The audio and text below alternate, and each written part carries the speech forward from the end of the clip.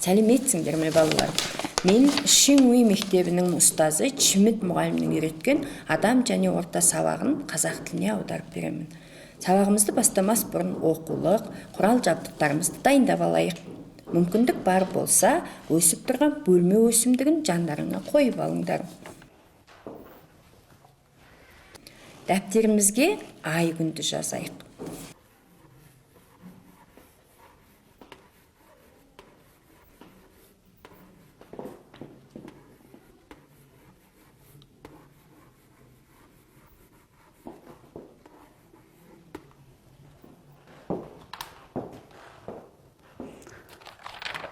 Балалар, мына суретке назар аударайық. Біздің айналамыздағы нәрселердің суреттері көрсетілген. Осы суреттерге қарап, жандыларын бір бөлек, жансыздарын бір бөлек етіп ажыратыңдар. 30 секунд ішінде тапсырманы өз бетімізбен орындаймыз.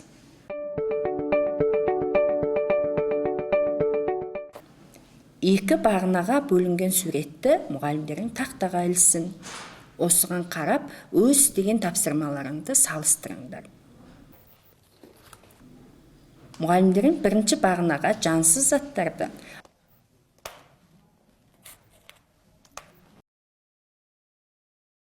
ал екінші бағынаға жанды заттарды топтап орналастырды.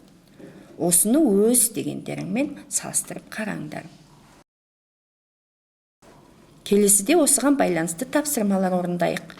Ол үшін оқулығымыздың 62-ші бетін ашамыз. Онда 4 сурет берілген. 4 суреттің астында 4 бос торкөз бар. Осы 4 бос торкөздің астында жануар және өсімдік деп жазылған 2 торкөзге дұрыс жауаптарыңды сәйкестіріп қосу керек. Алғашқы сурет ол ит. Ит жануар ма, өсімдік пе? Екінші сурет ағаш. Ағаш жануар ма, өсімдік пе? Үшінші сурет гүл. Гүл жануар ма, әлде өсімдік пе? Соңғы суретіміз балық. Балық жануар ма, өсімдік пе? Қарындаштарыңмен дұрыс әрі таза етіп сәйкестіріңдер.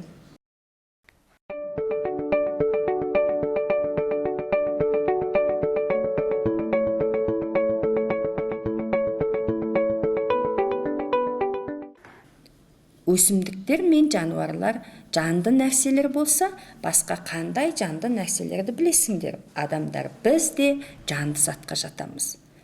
Адамның дене мүшелерін сендер атап білесіңдер. Бас, ұлы дене, қол, аяқ, көз, мұрын, ауыз деген сияқты мүшелерді атап шыдайсыңдар. Дене мүшелерінің әрқайсының өз-өзінің атқаратын міндеті болады. Олай болса, адам және жанды денелердің мүшелері болады екен. Ол мүшелердің атқаратын қызметі де бар. Сондай-ақ өсімдіктердің де мүшелері болады. Мұғалімдерің бір бөлме өсімдігін көрсетсін. Осы бөлме өсімдігінің көзге көрініп тұрған мүшелерін атайық. Мына ашық гүлгін өңді әдемі бөлігі ол гүл. Жұқа ашық жасыл өңді бөлігі жапырағы. Ортасындағы тірек болып тұрған ұзын қатты бөлігі сабағы болады екен. Мұнда бөлме өсімдігінің суреті мен өсімдік мүшелерінің атауы берілген.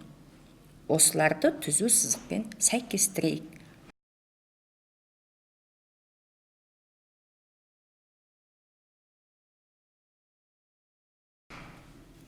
Жапырақ жұмсақ жасыл өңді бөлігі. Гүл әдемі гүлгін өңді бөлігі.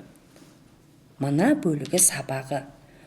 Оны барлықтарың таба алған боларсыңдар.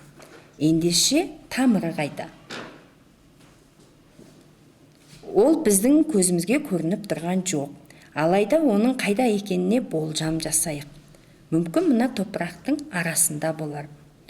Оның қандай екеніне, қалай орналасатынына тәжірибе жасап көрейік.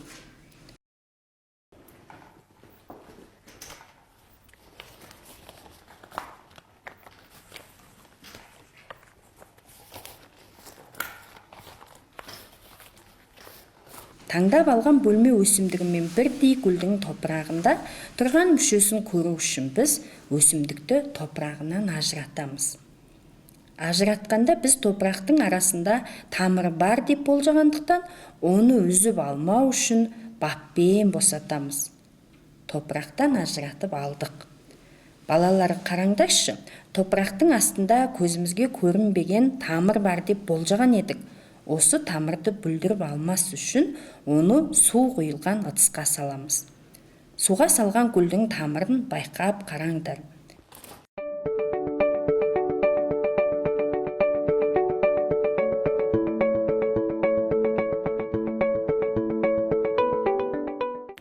Тәжірибеден біз тамыр топырақтың астында және ол шашақ сияқты болатынын біліп алдық.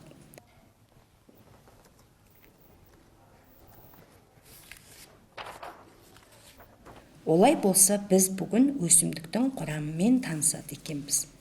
Дәптерлеріңе сабақтың тақырыбын жазыңдар.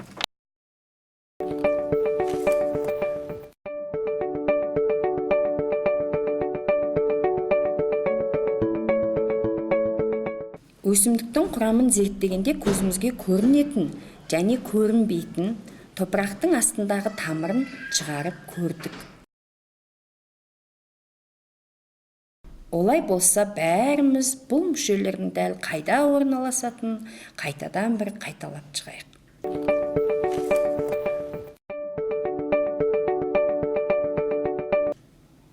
Мына бөлігінде қандай мүше орналасып еді? Гүл. Өсімдіктің келесіде қандай мүшесі орналасып еді? Жапырақ. Мұнда қандай мүше орналасқан? Сабағы. Ең төменгі бөлігінде тамыры орналасқанын бәріміз тәжірибе барысында біліп алдық. Олай болса, бұлардың барлығы өсімдікті құрап тұрған мүшелері болады екен.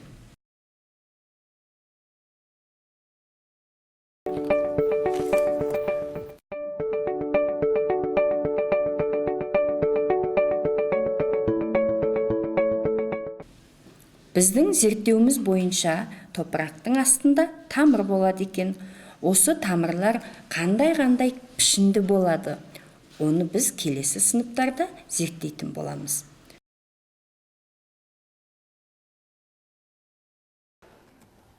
Өсімдіктің құрамын атап таныстық.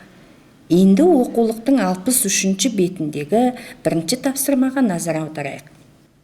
Қарындашымызды алып, ата-ана, отбасы мүшелерімен бірге өсімдіктің мүшелерінің атауын қасындағы бос құр көзге жазыңдар.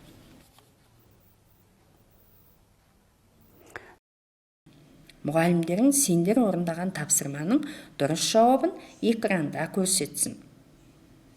Өз жауаптарыңа сәйкестіріңдер.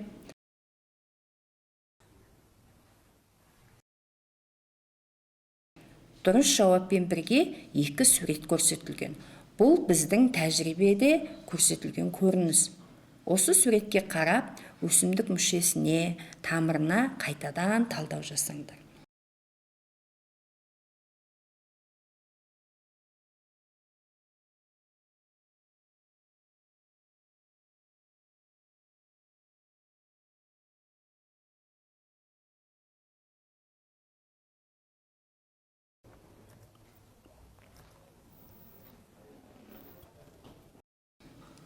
Тамырмен таныстық, оның қайда орналасқанын, қандай пішінде болатынын біліп алдық. Ендеше өсімдік мүшесінен жапырақты алып көрейік. Оқулықтың 64-ші бетіндегі А суреттегі 4 жапырақтың суретіне зер салып қарайық. Бұл жапырақтар бірдей ме, әлде әртүрлі ме? Әртүрлі болса, несімен өзгеше екенін жайлы ойланыңдар.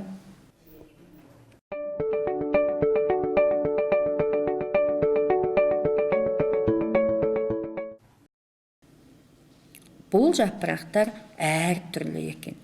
Несімен өзгеше екенін сендер біліп отырған боларсыңдар.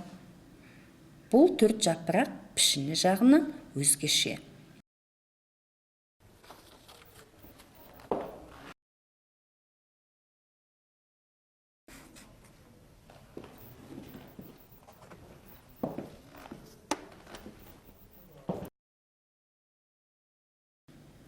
Бұл суретте 4 өсімдіктің жапырағы берілген. Жақсылап қараймыз. Бұл 4 жапырақ несімен өзгеше?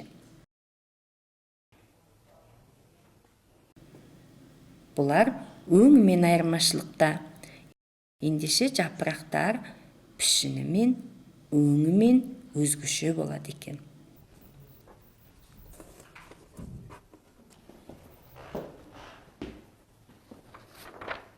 А суреттегі жапырақтар пішінімен өзгеше болса, Б суреттегі жапырақтар өңіменен өзгеше екенін ажыратып алдық. Оны кітаптағы суреттің астында берілген нүктенің орнына жазамыз.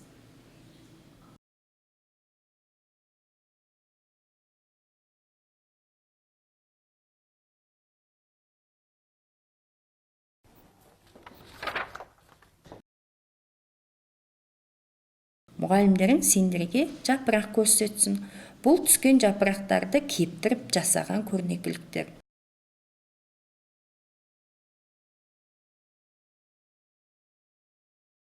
Осы жапырақтар несімен өзгеше екенін жақсылап байқаймыз.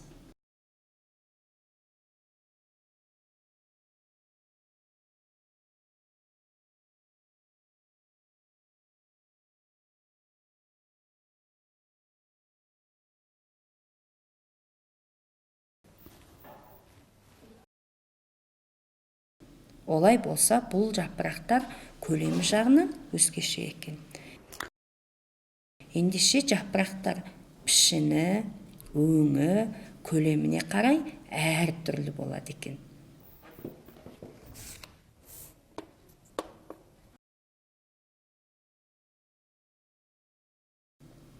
Мұғалімдерің тәжірибеге керектенілген гүлдің суретін сендер мен жасты оқушыларға сыздырған болатын.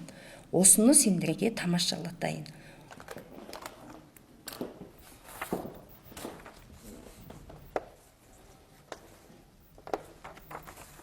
Мұнда балалардың сызған әр түрлі суреттері бар. Міне, олар бұлай сызған. Гүлдің бір мүшесін сыз дегенде, жапырақты бұлай сызып көрсеткен. Үйге тапсырма. Үйдегі бөлме өсімдігін жақсылап байқап, суретін салыңдар.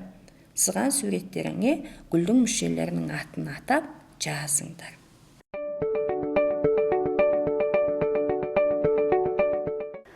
Көңіл қойып тыңдағандарыңа көп рахмет.